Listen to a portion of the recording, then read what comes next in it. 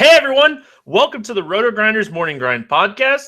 I'm your host, Stevie TPFL. It's Monday, so we're back. It's May 23rd, and I'm joined today by my normal Monday guest, Hoop2410. How was your weekend, my friend? Good, busy. Happy to be back to the grind here Monday morning. A lot of stuff going on. Had a good weekend DFS wise though, so can't complain there. And back at the grind. Yeah, dude, I'm telling you, it's been like a week and a half for me of being so close to the tournaments. Like, Yeah, I just feel like a week of hot streak would be nice. Like having that extra at bat or having that extra hitter, and I feel like it's coming. I keep saying it, but I feel like it's coming. it's coming, my friend. I'm telling you, it'll be here before you know it. Before we start talking about the Monday slate, looking back on Sunday really quick, I don't want to spend a lot of time on it. Were you shocked by Syndergaard's ownership? Because I really was. I know he's been up and down this season, but I just thought like even for a tournament player, like I thought Syndergaard was just so chalky that I was shocked by his ownership. Yeah, a lot of people I know on FanDuel it's like pivoted to Max Scherzer over Syndergaard for some reason. I played Syndergaard, but like I said, a lot of people ended up hopping over to Max Scherzer. I guess they were somewhat comparable, but I had Syndergaard on a different level. But yeah, I was pretty surprised. Yeah, even Max, his ownership a little bit higher in tournaments than Syndergaard. Even outside of those two guys, like looking at like the slam on FanDuel, Syndergaard was 22.8 and Scherzer was 26.6. That's a little under half the tournament. Was there really another way to go with half of the ownership percentages that had the same kind of upside as Syndergaard and Max? Just looking right now, who the hell did people play? Yeah, like I know Maeda against San Diego is an option. But he's been bad. Stroman against Minnesota in a game that he was definitely going to win. There was other options, but upside-wise, nobody else, right? Not even close. I mean, Greinke pitched pretty well in St. Louis. He's been a lot better on the road, so maybe some people went there. But that's kind of weird. I mean, anytime you see two aces like Syndergaard and Scherzer, you'd expect the combined ownership percentages to be a lot higher when the difference between the top two and the rest of the field seems rather wide, the gap there. Yeah, I didn't want to spend too much time. I just thought it was interesting. When I see stuff like that, when you have two guys that have the upside of Max and Syndergaard, and there's pitchers that were going to win on the slate, but I had Syndergaard in like 80% of my teams on the slate, like. Yeah. And I don't ever do that kind of stuff. But when you have a guy that, man, walkie. All right. Anyway, let's talk about our sponsor over at fantasydraft.com. Great sponsors of the podcast. So if you guys like the podcast, head on over to fantasydraft.com. Give them a check. Use promo code Grinders. That way you guys get incentives for a year here at Roto Grinders for Fantasy Draft. And you get a 100% deposit bonus up to $600. And deposit bonuses are just awesome. Being able to play some contests rake free for, usually a good amount of time to run through that bonus. It's always nice. So use those deposit bonuses, and that way you're decreasing your rake in these tournaments, your cash games, all of the above. Mike, let's get into this. One thing to add on to your last segment there. I'll tell you one thing, folks. If you don't want to go to Fantasy Draft to play fantasy, go to Fantasy Draft and buy yourself one of these hats and one of the shirts they have there. I'm telling you, Steve from Fantasy Draft reached out to me, sent me some gear. I got it this weekend. I have not taken the hat off my head since I got the thing. This hat is elite. I'm telling you, it's gray. It's got the white mesh. It's fitted, Nike. Awesome freaking hat. I think you can buy them on the site. So go there and buy one of these hats. You won't regret it. And the T-shirts, man, soft. Nice fitting, thrilled with the package I got. Just want to say thanks to Steve. Definitely go check out that website over there, fantasydraft.com. Dude, they definitely have the best hat in the industry. Like he sent me some stuff as well. Yeah. So what you're saying, Mike, is I need to reach out to Steve and we need to give out one of these hats this week. Absolutely. We need to get in touch with Steve, see if we can have some sort of giveaway for some apparel over there at Fantasy Draft, because this stuff is amazing. They are definitely number one in the industry in the apparel department. All right, yeah, I'm gonna reach out to them. We're gonna try to make that happen. But everybody's here for us to talk baseball, so that's what we're gonna do. We got the Mets at the Nationals. Pretty interesting game here. Cologne against Gio Gonzalez. Gio, what do you want to take of what we've seen from him this season? It's been pretty encouraging, I'll tell you. I mean, his main thing in the past few seasons has been the walks, and it just seems any given start, if he limits the walks, he does well. If he starts walking guys, he runs into trouble. Well, he's done a good job of limiting the walks this season. He's been fairly elite to start the year. He's at home here, pretty decent favorite. I think he's definitely in play on multiple pitcher sites. The problem with using him on some of these main sites is we have two guys in just elite spots that we will talk about later on here in the podcast. I don't know if I can pull the trigger on a one pitcher site, but if you're playing on a multiple pitcher site, I certainly think he is in play. Yeah, definitely has the 40 to maybe 45, 50 point upside on FanDuel, but does he really have the same kind of upside as Kershaw and Cueto here? Yeah. You're not paying the same, of course. The thing that really stands out to me about Gio, xFIP is almost 2 points higher than his ERA. That's concerning to me. Wow. The hard contact rate is actually up this year, so that's concerning to me as well. But when you look at the Mets against left-handed pitching this season, really bad. They strike out 27% of the time, and they're ranked 26th in Team WOBA. So if there was a matchup that you could take a shot on Gio to maybe get you that 50 fantasy point game, this is definitely a spot. Yeah, I agree with you there. I mean, the Mets really don't switch the lineup too much, so you're going to see Granderson in there. You'll most likely see Conforto. Neil Walker is god-awful against lefties. Cespedes is a neutral splits type of guy, so definitely makes sense. I mean, their lineup's much better against right-handed pitching than left-handed pitching, so I'm fine with Gio, especially on the multiple pitcher sites like I mentioned. Now, Cologne is a guy that, for some reason, he's talked about a lot in the industry. A lot of people like him as a kind of a safe play, but he's coming off of really bad starts in back-to-back games, and one of those starts was against Washington. This game's on the road. I just have no interest in him, and I don't care what his price is. No. I mean, I wouldn't play him in any sort of format unless he's like really, really cheap on multiple pitcher sites, which I don't think he is. So completely off him. There's no doubt about that. And when you're looking at Cologne's numbers, he's pretty middle of the road against lefties and righties. Any bats that you want to target here against him? Yeah, so I think Ben Revere is a value option as long as he's in there leading off. I think Harper is a fine option. I think Daniel Murphy is a fine option. Any of the lefties I'm good with, and honestly, any of the righties. I mean, I like this offense quite a bit. I'd have no problem going with any of the guys. But like I said, I think the most reasonable play in this game, if you plan on paying up at pitcher, is going to be Ben Revere, who should lead off. Yeah, one other name that I want to mention, Anthony Rendon is scorching right now. Multiple hits in 4 of the last 5 games. He's mashing the ball. I love Rendon. I'm really happy to see this guy starting to get it together. 2 years ago, we talked about him almost every day. Injuries last year, slow start this year. I would love to see him, just come back. He's only 25 years old. Like, this guy potentially could be one of the, guys that have a bounce back year, bounce back of the year candidate. So I like all the things that you said about Revere.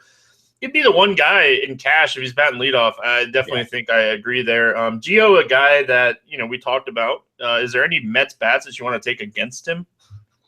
I mean, honestly, not really. The one bat would be Cespedes, but I mean, honestly, outside of him, I don't know. I really don't see the upside. I mean, maybe David Wright. David Wright is pretty darn cheap basically everywhere. So I think he's probably the most reasonable play. Yeah, David Wright would be the one guy, but David Wright hasn't shown any upside. No. He hasn't been hitting the ball hard at all. So no. I don't know, man. I kind of like Gio here, so I don't know if I'm going to pick on him too much. Next game, we got Philadelphia heading to Detroit to take on your Tigers, and your favorite pitcher is on the hill, Mike Pelfrey. Philly stack, Philly stack. Not many times that we're going to be touting Philly stack, but this is a prime opportunity for it on the road here, facing Mike Pelfrey, who is among probably some of the worst starting pitching in all of baseball. So you definitely want to pick on him. And the thing is here, the Phillies mix up their lineup quite a bit, so you really have to kind of wait and see who's towards the top of the lineup. Is Cesar Hernandez is up there. I have some interest in him. Herrera should be up there. I think he's a fine option. Blanco gets up there. Even Ryan Howard, he's, I know on FanDuel, basically the minimum. I would have no problem punting first base and playing him. Mike Pelfrey is bad. He is really, really bad. So be able to get a lot of value out of this lineup. So if you're going to pay up for a Kershaw or a Johnny Cueto, I think this Phillies lineup will be pretty popular, especially in cash games. One thing that we do want to note here about the Phillies is they're heading to Detroit. They're going to get a DL or a DH spot. So yeah. Ryan Howard should be in there. And then our boy here, Tommy Joseph, who is minimum salary almost everywhere. Yeah. If he's in the 4 or 5 spot, I've heard a lot of things about this guy. He has power upside. So, you can get a minimum salary guy in the 4 or 5 spot in a great matchup. If he's in there in a good lineup spot, like you said, 4 or 5, and, maybe even 6, depending on what you do at pitcher, put him in your freaking lineups. The guy has some upside, and like you said, he's basically close to the minimum everywhere. And then, so on the other side of this, game, we got Vincent Velasquez, who really has some upside here. If we're looking at the matchup, Miguel Cabrera, we do not know if he's going to play or not. We're recording Sunday night. He left the game Sunday with a knee contusion. What is that really going to say? They're not going to risk this guy. If he's banged up, they're going to give him a day off. If he's out, I definitely have some interest in Velasquez on multiple pitcher sites. This Tigers lineup without Cabrera is completely different, and they have a lot of guys that like to strike out a ton. JD Martinez, Justin Upton, the 2 guys that come to mind. Even Castellanos will strike out. So if Cabrera is out, he's in play. If Cabrera is in, honestly, I'm really not going to look to him too much here. I think I agree there.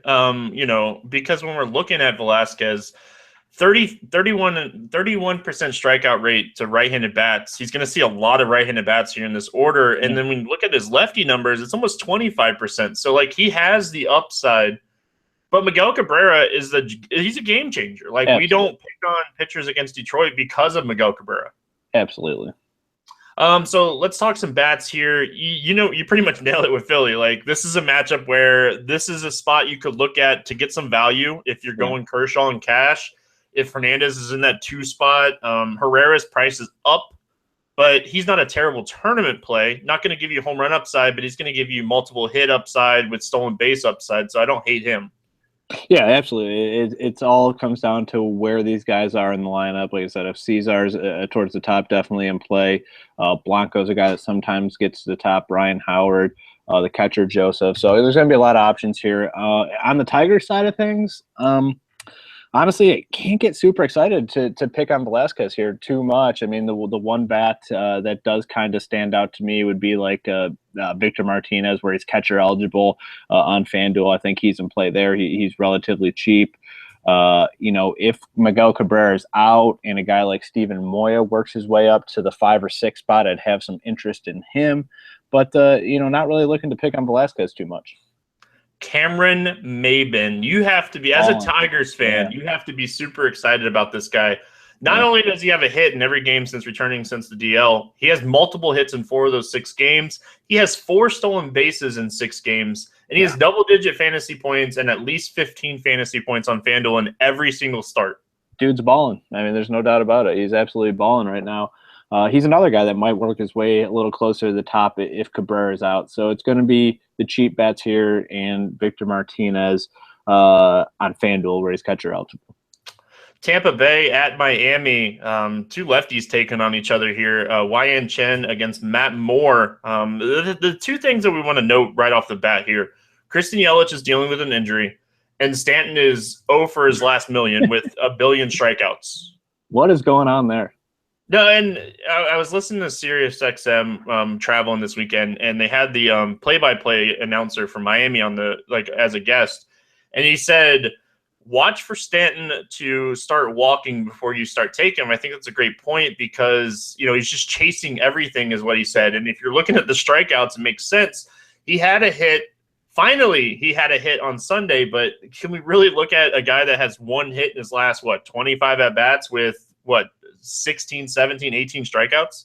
Yeah, it's honestly tough, but, I mean, you look at a site like FanDuel, I mean, he's sitting at, I believe it was $3,400 for Giancarlo Stanton. I mean, against a lefty. Against a lefty. It is tough. I mean, honestly, it is so tough. I mean, at the bare minimum, he is probably the most elite tournament option of the season tonight at 3.4K. The most elite tournament option. And honestly, I think cash game playable. I mean, Mike Stanton against a lefty. I mean, come on. At 3,400. 3,400. I mean, in the 4 spot, right? In the 4 spot. I don't know. It's such a tough rate. I mean, he is as ice cold as it gets, but you're getting Stanton 3.4K against a lefty. If this same situation last year, we are all sitting here salivating, drooling at our lips, like plugging him in our roster, first guy we play. So it depends on your risk tolerance. It depends on your strategy when it comes to hot and cold streaks. He's going to bust out of it at some point. He's not going to continue on this pace all season long. So if you can tolerate, if you have a high risk tolerance, fire away. Now, we didn't really mention the pitchers here. Matt Moore got pushed back 2 days here to get him a little bit more rest. He's looked bad in 2 of his last 3 starts, really, 3 straight starts, and 4 out of his last 5, he's given up at least 7 hits in a start. When we're looking at the Marlins and we're looking at the Rays, surprisingly, both of these teams are really decent against left-handed pitching. Yeah. I have no interest in Moore here, even at his cheap price tag at $6,900 on FanDuel. I've fallen for Moore a couple times this season, and I've drawn the conclusion that this guy sucks. So I'm personally not playing him anymore, just to be quite honest with you. The results have been less than desirable every time I've clicked on that guy's name. So my own personal bias lead me away from Moore, but it's a good pitching environment here. I guess you could probably make the case for him. For me, no thank you. I think the guy sucks. Any thoughts on Chen here against Tampa?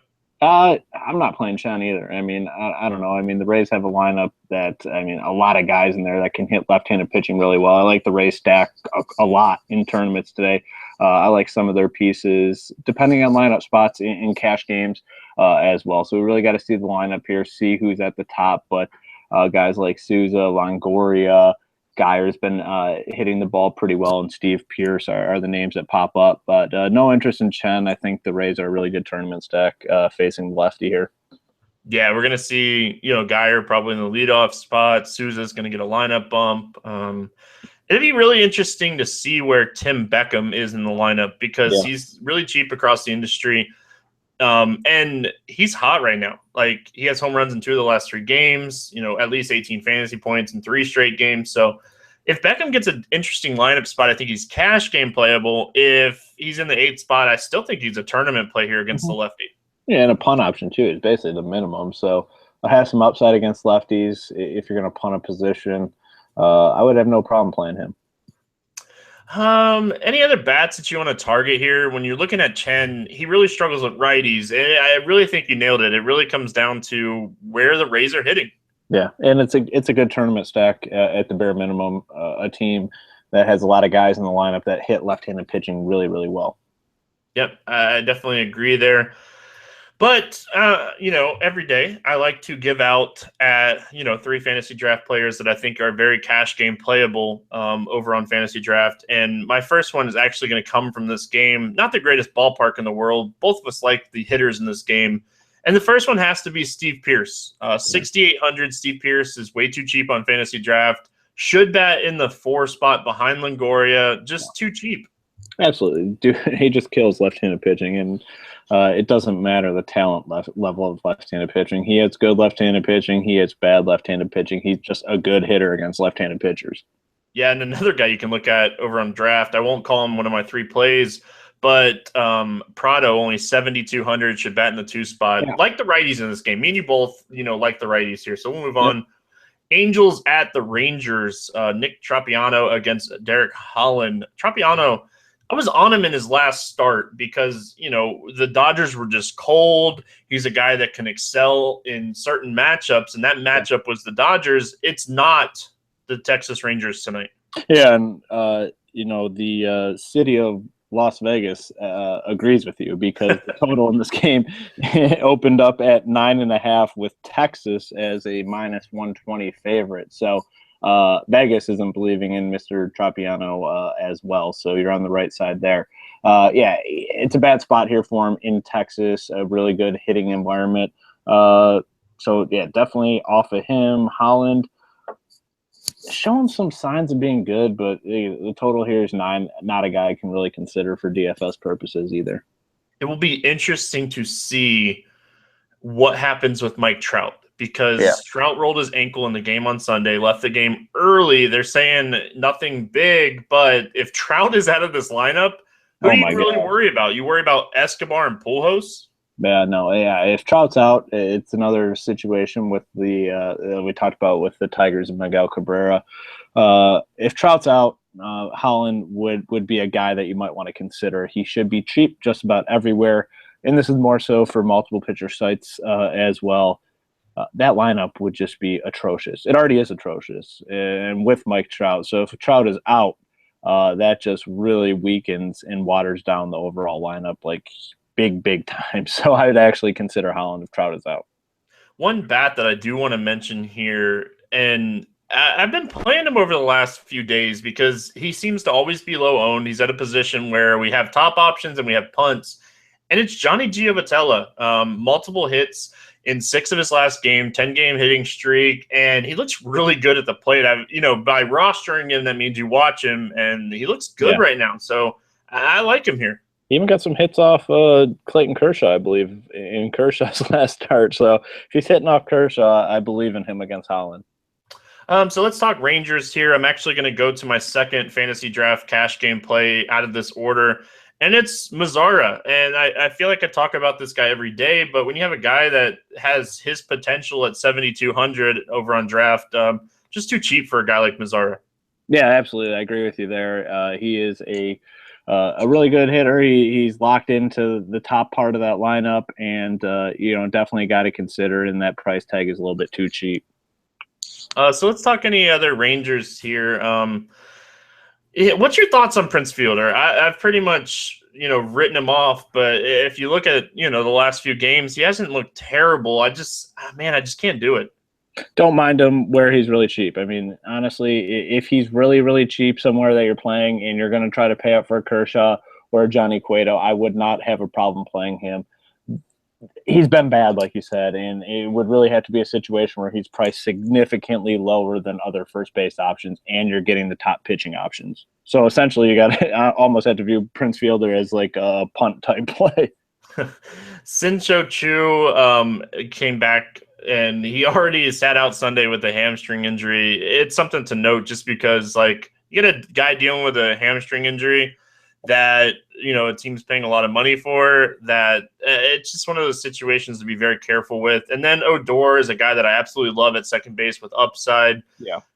Any other bats that you want to mention before we move on? No, I think we hit them all. Kansas City at Minnesota. Man, it feels like every time, Pelfrey's on the hill, Ricky Nolasco's on the hill, and we got Ricky Nolasco and Ian Kennedy facing off here. What's your thoughts on Kennedy here against Minnesota? So obviously the Twins have been pretty bad against right-handed pitching. Today I think Sano got the day off, so he should be back in the lineup. I don't know. I can't get overly excited about Kennedy. I think there's other mid-tier option guys in better spots. So, I mean, I'll likely pass on Kennedy, but I can see the play, like you said. Not like you said, but I'm assuming you're insinuating that the Twins are so bad against right-handed pitching that Ian Kennedy might be in play, right? No, I don't know. When I was looking at the slate and I was breaking it down, instantly, hard contact always stands out to me. It's something that I love to look into. And you look at Kennedy, he has hard contact to righties. He has a home run per 9 that's over 1.4, to righties. Like, those are alarming to me. And then you look at his home run to fly ball ratio, it's high to righties. And when you're looking at the Twins, where's the power coming from? It's coming from Sano and Park. They're righties. Even Plouffe, we can say that he's back. So I was trying to set you up. I think you kind of agree with me that we don't want Kennedy here. Yeah, I'm not too interested. And honestly, I'd take a look at some of these Twins guys. They're pretty cheap for the most part. Like Dozier's relatively cheap around the industry. Sano is pretty cheap around the industry as well. So I'd side with some of these Twins guys that are a little underpriced, in my opinion. And we gotta, when we're talking against Kansas City, anytime we mention Kansas City, like 90% of the time when we talk about bats against Kansas City, they're probably tournament plays because you're only going to get 2 or 3 at bats before you get into the bullpen. And then you're like, I don't want to say screwed, but you're screwed. Yeah, absolutely. I agree. You got to get to him early because that bullpen's pretty tough there. Ricky in Alaska, he's a guy that I'd love to pick on. It really struggles with right-handed bats. Numbers against lefties are it's not much better, but it's better. So name some bats here that you like for the Royals. Well, I think the first name that kind of stands out, and it's more of a price point play, and it's not really a lefty, is Lorenzo Cain. He's a guy that's pretty cheap around the industry and typically goes relatively low owned. Honestly, he's a guy that most people kind of overlook. So obviously, I think he's in play. Hosmer, Alex Gordon is another guy to consider, and even Kendrys Morelos. So a lot of options here. Really depends on where these guys fall in the lineup and their prices on the sites that you're playing on. Yeah, I do like King here, especially at his price tag over on FanDuel. And Hosmer is a guy, hey, the guy that tweeted me that said that I say Hosmer all the time, I just always have called him Hosmer. So, hey. What is it, Hosmer or Hosmer? It's Hosmer? It's Hosmer. I actually listened to the broadcast the other night. I go back and forth. Whatever. Yeah, I call them both. Hosmer, Hosmer, whatever. Yeah, I'm going to call him Hosmer. I always do. One other name that I want to mention that you didn't talk about here is Moustakas is back. Oh, yeah. He's the power guy. Like, he's the upside guy. As bad as it sounds when you're talking Royals, it's really the upside guys are usually Kane and Moustakas. Yeah. I like that call. He's back in the lineup. Definitely a guy to consider. Chicago Cubs at the St. Louis Cardinals. A couple of years ago, this matchup would have been, prime as prime gets, John Lackey and Adam Wainwright. But it's 2016, and it's Adam Wainwright 2016. Man, I just want to load up on, especially after he's coming off of a really decent game against Colorado. I just want to load up on every single Cubs bat against him. Yeah, I think Cubs an elite tournament stack here. They'll be really low on. People will be off them. People are still not really picking on Adam Wainwright for some reason. He's coming off a good start and give people more reason to kind of, avoid picking on him. So I like the Cubs bats in tournaments a ton. It will require you most likely to get off one of the top pitching options because their prices are pretty high around the industry. But I think the Cubs are an elite tournament stack. Yeah, Gio Cubs stack. You didn't hear that here on the morning grind.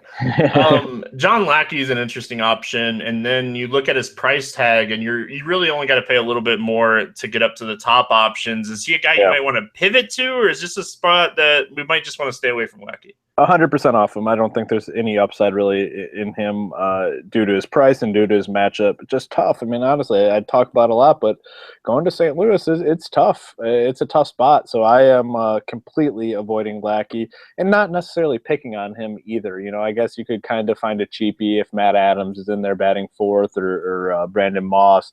But for the most part, not overly excited about the Cardinals bats either.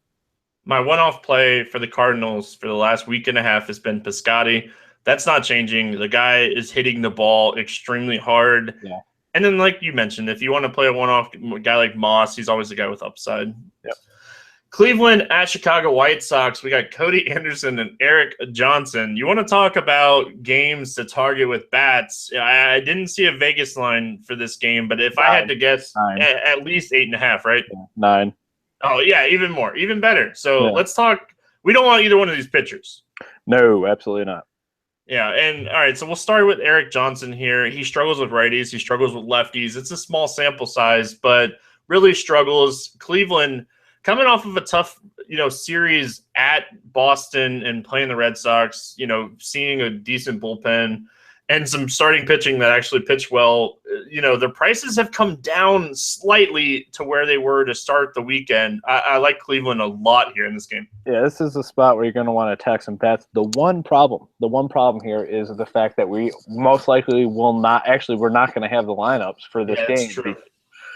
Because they're playing a doubleheader. The first game of the doubleheader is at 5:10 Eastern. The second game is at 8:40 Eastern. So they will still be playing that first game when lineups lock. So this is going to be super, super tough situation to analyze. So the one thing, it's more a game strategy thing here, is to look for guys that sat out in the first game, and you can kind of assume they're going to be in there for the second game. So those will be the safest guys to target here.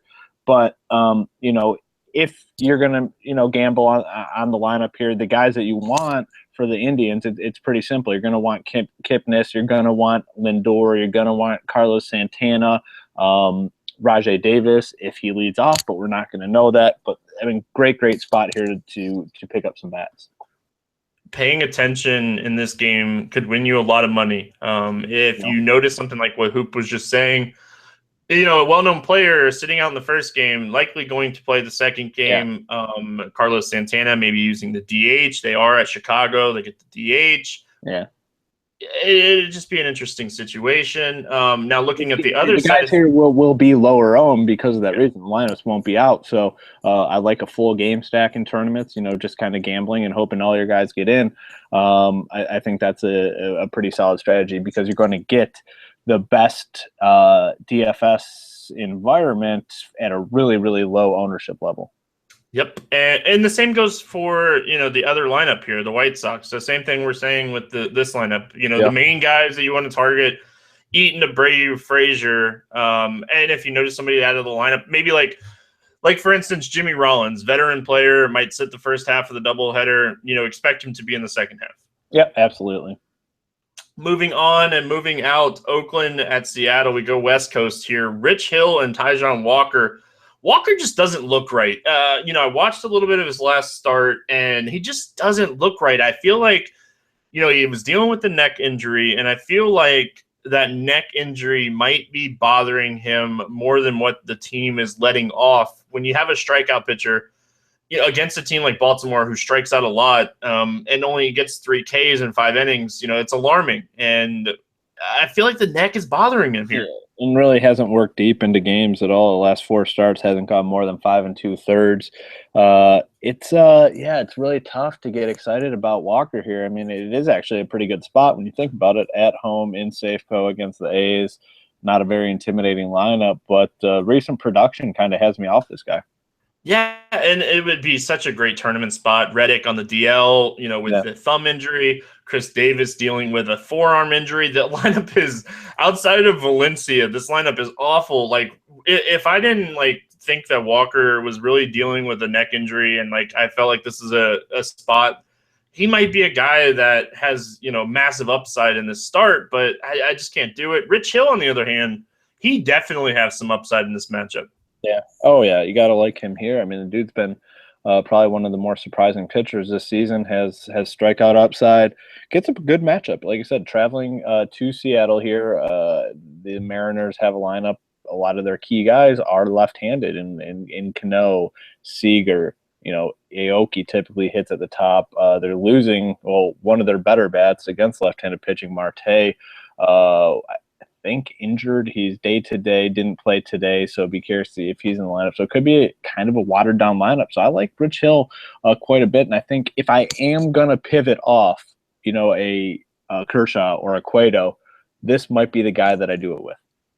Yeah, I definitely agree. Marte actually went to the DL. Okay. That thumb injury, they put him on the DL, so like you said, it helps the cause. So really what you have to do here, really with this game, hopefully we get the lineup before lock. If we don't, it's probably even better for us. But if Seattle rolls out their normal lineup, Seager, Cano, Aoki, all these guys, dude, Rich Hill has just had massive strikeout rates against lefties and righties. He would be an elite tournament option. And I hate saying it, but the one bat that could take him deep here is Nelson Cruz. Absolutely. I mean, that's the one concern in this matchup. Nelson Cruz, one of the best hitters in all of baseball against left-handed pitching. Any bats that you want to target outside of Nelson Cruz? Absolutely not, to be honest with you. I mean, maybe Chris Iannetta in tournaments. I'm just not excited about picking on Rich Hill too much. The guy's been pretty sharp all season long. Yeah, for one of the first times all year, I don't think I'm going to mention Gutierrez here as a play. I really like Rich Hill. Any bats that you want to target here for Oakland? Honestly, I mean, it's a spot with the A's. Obviously, we said Walker hasn't looked right. We're kind of off him, but you can't get overly excited about taking any A's bats here. I mean, Valencia is a guy that we like taking when they're facing a lefty. Chris Davis is another guy. So this is more of a lineup that I like when they're facing left-handed pitching opposed to right-handed pitching. But I think if I'm going anywhere, maybe Billy Burns, but I would not overpay for him like whatsoever. It would have to be a spot where he's underpriced, but for the most part, off the A's bats. Yeah, he was the only one that I was looking at, so I'm glad you mentioned him. We can move on. Cincinnati at Los Angeles taking on the Dodgers, and Clayton Kershaw is the best pitcher in baseball. He has an elite matchup here against the Reds team where when we're looking at the Reds' power, it's Bruce and Votto, and I guess you can say Suarez is a guy that you can worry about, but are we really worried about Suarez against Kershaw? No, not worried about anybody against Kershaw. This dude is, I mean, I hate to throw these terms, but probably the best pitcher I've ever seen play. I mean, he is phenomenal, absolutely phenomenal. I mean, just look at what he's done recently. At least 10 strikeouts in 6 straight games, going at least 7 innings in every single one of those games. He is just so elite, and he opens up at a -350 favorite in this game with a 6.5 total. So basically, they're pegging the Reds for less than 2 runs with the implied run total. It is sick. Just really elite spot here, and a guy you're going to want to get in your lineups if you can. Yeah, and when we're talking Kershaw, you have to find value, and we've talked value pretty much throughout the podcast. There's enough value that you can fit in Kershaw in cash games, and you'll be fine. So I definitely think he is, the guy you want to look at in cash games here. Finnegan, on the other hand, he has to face Kershaw. No interest in Finnegan here. Absolutely. No. None whatsoever. Never. I do have some interest in some bats against Finnegan, though, and the last play here for fantasy draft cash games that I like that is underpriced. Kiki Hernandez, 6K. How did I know you were going there? Yeah, come on, man. How did I know you were going there? 6K batting leadoff. That's too cheap, right? You're a cash game guy. He is the guy, right? Well, yeah, due to the nature of the slate here, obviously we're going to want to get a Cueto or a Kershaw in there. He is basically, a free square on FanDuel, free square on Fantasy Aces, or not Fantasy Aces, on Fantasy Draft as well. So cheap, should be in there leading off. I knew you were going to bring up his name. I wanted to bring it up first, but you didn't give me the opportunity. I did it. You see how I did that, right? I just totally I just rolled with the last one. I just like stealing the host's favorite players, and I know that's your dude. So is he though? Is he my favorite righty in this order? Has to be, yeah. He's definitely not my favorite righty in this order. Really? I'll let you take a stab. Go for it. Steal my thunder here. Justin Turner. Yes, I'm so glad you didn't mention my guy. Yeah. Come on, it's Trace Thompson, bro. Oh yeah, jeez, yeah. He's been hitting homers off righties. Yeah. Should probably bet 5th, 6th, hopefully 5th. That'd be nice. Well, we have to think Grandal's day to day, and it is Kershaw, so it'd probably be Ellis catching. Yeah. I would expect Thompson to be in that 5 spot. Yeah, that would be elite. The dude's he is legit. I'm telling you, he's going to be a 25-plus home run guy in 2 years, maybe even next year. So this would be a good lineup, actually, to get value as well. We talked about the Phillies early on as a lineup that we'll want to drive some value from. This is another one. A lot of their core components here are pretty cheap around the industry. Yasiel Puig. Any interest in Yasiel Puig at his the price tag is too cheap. Absolutely. He'll probably, yeah, I mean, it's going to be probably 5th and 6th between Thompson and Puig. I'd have no problem dropping all the way down to him if he's hitting 5th. He's so cheap, and he's an adequate hitter against left-handed pitching. You can't argue it. There's difference between contrarian and dumb. Dumb is taking bats against Kershaw here. Yeah, definitely. San Diego at San Francisco. I feel like these teams continue to play each other. Like, it seems like every other week, or not even that, like, it seems like every other podcast me and you do, it's like, hey, Cueto's pitching against San Diego. Yeah, it's got to be, like, close to that. And I know 19 divisional games. It seems like they've already surpassed that. 2 complete games against San Diego already, very recent as well, both within the last month. 19 strikeouts in those 18 innings. Man, if you're not looking at Kershaw here, Cueto's an option. Kershaw's still the better play. Yeah, I mean, there's no doubt about that. I mean, if you're playing on a site where there's a huge gap between the two, I think there's some merit, honestly, because he's been so sharp. This is such an elite matchup for Cueto.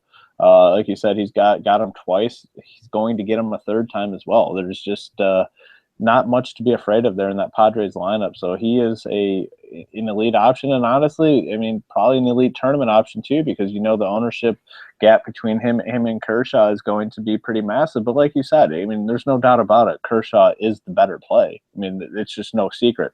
Kershaw is beyond elite. So, yeah, I mean, it sucks that Cueto's kind of on this slate. I wish it was like tomorrow's slate or something, because he'd be the top option, no doubt about it. But yeah, lots to like here with Cueto. I feel like the reason that I say that it's easy Kershaw is because Drew Pomeranz has actually pitched really well this season, even though the Giants, pretty solid team against left-handed pitching. There's no doubt about that. They're top 10 in a lot of the offensive categories against lefties this season, but Drew Pomeranz is a guy that could take that win away from Cueto. Didn't happen when they faced each other. It was last week. So, but that would be the reason that I would say just go ahead and pay up for Kershaw. Now on a site like DraftKings or Fantasy Draft where the win isn't as important, it's always nice to get the 3 or 4 points. Who cares if it's not important or not? Yeah. There's where I would like, Cueto even more, depending on price. Yep, definitely. I mean, when the guy's a minus 350 favorite and you're playing on a slate where the win is so valuable, it's hard to get away from him there. But on DraftKings, like you said, where the win's not as important, yes, it is nice to pick up those points, like you said. There's probably more merit on sites like that. Kershaw is only 14,000 on DraftKings today. That's cheap. Let's play some home run derby, my friend. That was a good slate here. Nice little 10 games. Nice little Monday. Some teams traveling, so we don't have a full 15-game slate, which is always a little nice to have a little smaller slate. Let's play some home run derby. I will let you go first here. Steve Pearce. You jerk. Like, I just wrote his name down where I write mine down. Now I have to scribble it out. Got to play some defense here. Got to play a little defense. I'm gonna let you have that one. Man, that really messed me up. So give me a second here. I'm gonna go Odor. Like it. I'm gonna come back with. I suppose this is pretty contrarian. Ryan Howard. I like that a lot, actually. I like that game. I'm going to go with Kiki here. Nice. I will stick in that on that same team, actually, and go Puig. I'm going to stick to that same team and go Thompson. I was going to do that, but I had to. I have to. That one for you. We're going to get like 3 home runs, and it's going to be all those guys, and I'm going to take my money to the bank with Kershaw and those 3 guys. I like it. At the end of the day, if you had to pick a pitcher not named Kershaw and Cueto to pick up a win, who would it be? Oh, yikes. That's kind of You're welcome. That's kind of tough. I'm going to go I'll go Derek Holland. I mean, not super excited about him, but with the chance of Trout being out of that lineup at home there, I think he's good enough to pick up the win against the Angels. I like that call. I'm going to go Gio Gonzalez. Yeah. I like the offense behind Gio to get him the win. I was really thinking Rich Hill, but my biggest concern with Rich Hill is getting the win. Just no offense behind him to help him get that win. So I'm going to go Gio here. I like it. Any final thoughts before we get out of here? Nope. Make that cheddar. Ty Dillon wants to answer 10 questions here for the Roto Grinders community. So make sure you guys head on over to the forums and check out that promo. I'm actually going to meet up with Ty on Saturday next weekend and shoot this video. So we're going to give out 10 t-shirts to the 10 questions that we pick, and then we're going to throw everybody's name in a hat, and we're going to pick out that name and give that person a signed Ty Dillon hat. So make sure you guys jump in. It doesn't cost you anything. So what's the worst that's going to happen? And we don't pick your question. So head on over to the forums. Ask Ty a question. Love this promo. Just think it's really cool. So make sure you guys do that and check that out. Mike, that's going to wrap it up here for us on Monday. You'll be back with me on Friday. We'll be back tomorrow. If you haven't checked out our sponsor over at fantasydraft.com, make sure you check them out. Use promo code Grinders. Also, subscribe to our podcast, and we'll see you tomorrow. Good luck tonight.